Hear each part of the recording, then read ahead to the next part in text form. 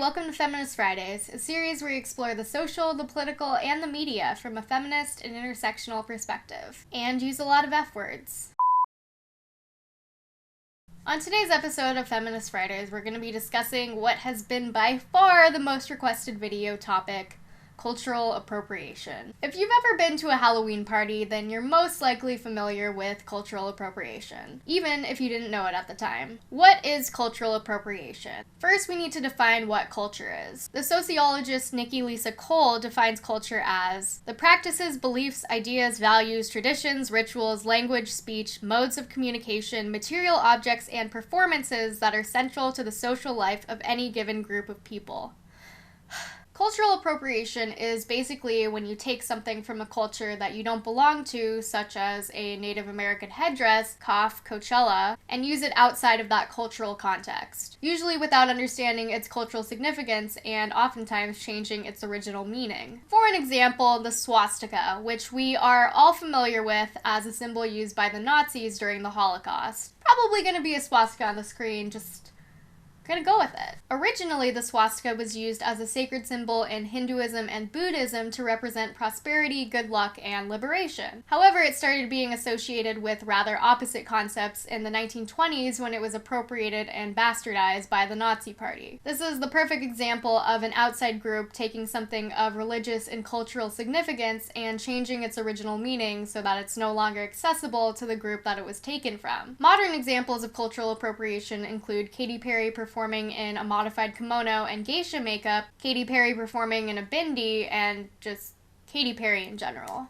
But isn't America supposed to be a melting pot? The myth of the melting pot is an outdated model used to describe the equal blending of cultures to create one single, new, and better culture. However, most sociologists have scrapped this idea and choose to look at the blending of cultures like a salad. They all keep their own distinct shapes and flavors, and some cultures are more prominent than others. Viewing America like a melting pot implies that all cultures are mixed and valued equally, which is not so much the case in the US. In the United States, you see a dominant culture that was originally established and enforced by white European colonizers onto the native people of the land. An example of this is Christian missionaries forcing Native American children to attend Christian boarding schools, where they were literally forced to give up their cultural values and language in order to assimilate into the dominant white society. You can also see tons of examples of this today, like the negative stereotyping of Black culture or the enforcement of the English language on American citizens. So what is the difference between cultural exchange and cultural appropriation? Cultural exchange occurs when two groups, on relatively equal footing, meaning one isn't oppressing the other, share cultural items,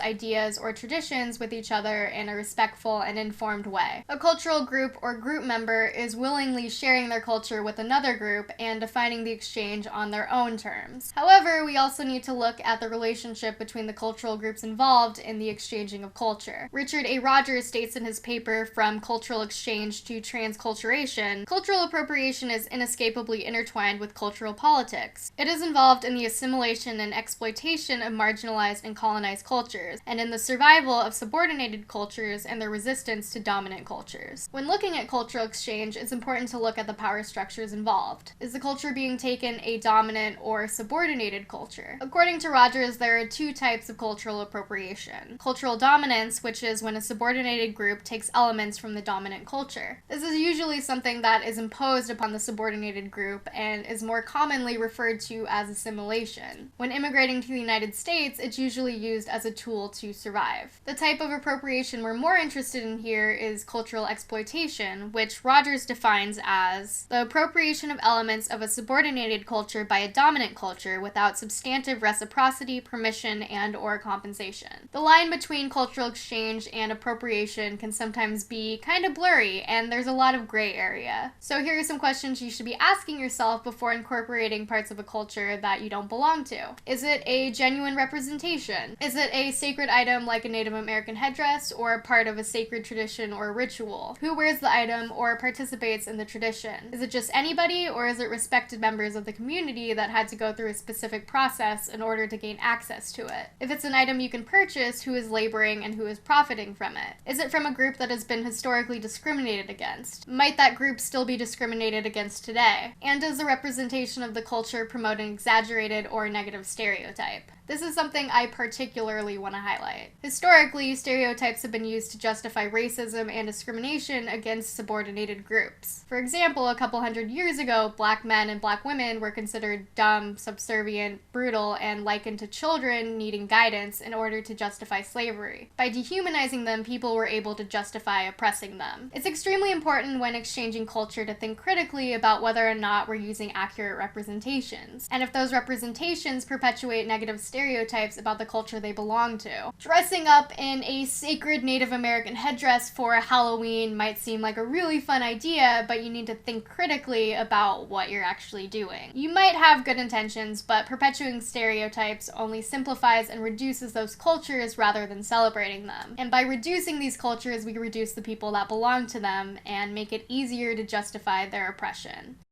Women's bodies are not on public display for men to sexualize and give their opinions on.